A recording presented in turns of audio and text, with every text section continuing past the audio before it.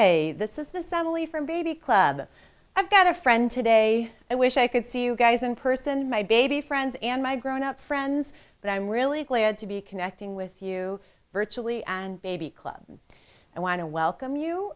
I know that as new parents, as caregivers, you do not have a lot of time and that every 5 minutes is precious. So I hope I can sneak in some really good tips and I hope we can make this fun. These videos that you're going to be watching are intended for grown-ups. They are not for babies. Babies are too little to be watching TV yet, but I hope they're fun for you. So let's get started. We are going to start with four-letter words that I want you to use with your babies. They're not bad ones, they're good ones. And they're the words that research shows if we boil down everything we talk about in all of our videos to 4 things that research proves are good for babies' brain development, which is what we're going to be working on. They're four-letter words, which include talk, which is a way of loving babies out loud, read, sing, play. Now, if we were here in real life, I would drill you on these. I would say, what 4 words should we use with our babies? So in your mind, try to keep those 4 things salient. So I want to tell you why those words are important. We're going to talk a lot more about how to do these things in future videos, but today I'm just going to give you kind of an overview. Everything we do is based on research, so it's not just like pulled from the air. It's stuff that really works to build the brain. So talking is very important. There was a really big study, Hart and Risley were the authors. It was a long time ago, so it's an oldie but goodie. But you know what they did? They counted the number of words that caregivers used with their babies. They looked at 1-year-olds in an hour. Then they looked at those same kids in 3rd grade. And guess what? You can predict from what kids hear at age 1 how they're going to do later on in school. So the kids that heard a lot of words, guess what? Those kids were doing super great in 3rd grade.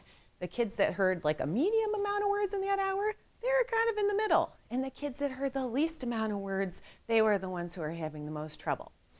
Words are free.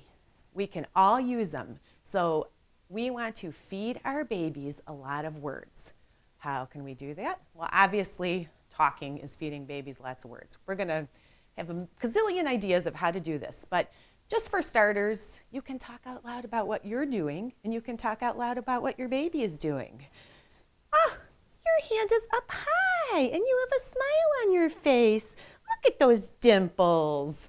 I'm going to put you down now because I am talking. So talking about what the baby's doing, talking about what you're doing, talking about the actions, talking about what you see. We're going to give a lot of specific examples about how to do that. The other thing you can do, these are library videos. Can you take a guess what I'm going to talk about next? Reading. Reading gives children lots more words. Kids who are read to at least 5 books a day go into kindergarten with 1.4 more million words that they've heard. That's a lot. And kids that are talked to a lot, by age 3, they hear 30 million more words than children who aren't talked to a lot. And that's huge. That is huge for the brain because words are how kids make connections. They are symbols, and that's how kids develop brain connections and they get stronger. So, for example, board books are awesome for babies. They can chew them, they can bang them, they can throw them, all normal. Don't worry if your child does that. So the more teeth marks, the better. And one librarian says to eat a book is to read a book. I don't know if I totally agree with that, but she's on the right track. Don't worry about that. So let's look. This book says, I am a buffalo and I raise my shoulders. Can you do it? I can do it. This is a baby book by Eric Carle. Buffalo, raise, shoulders, those are $1 million words. Those are words you don't hear in conversation. Books have 30 to 40% more rare vocabulary than conversations do. Guess what? This is mind-boggling.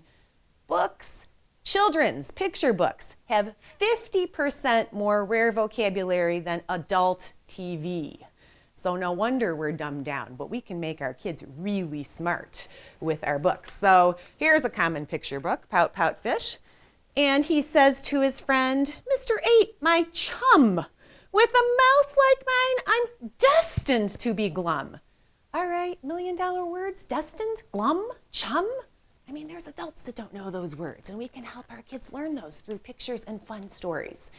So talk, so read. Singing is a super fun way to put words to music. Singing often rhymes. Rhyming is the first predictor of who's going to be a good reader later on and who's going to struggle. So sing through your day. You can make up songs and you can have a really bad voice like I do, but it's okay because your baby will still love it. And the last thing we want to do is play. Playing is a way to bring it all together. When we have words and actions and back and forth interactions with our babies through fun activities, through toys, our kids are going to have fun and we are going to have fun. And while you're having fun, the brain gets built. We talk, we sing, we read, we play. All of that is done with love. Have fun. We're going to talk a lot more about these things.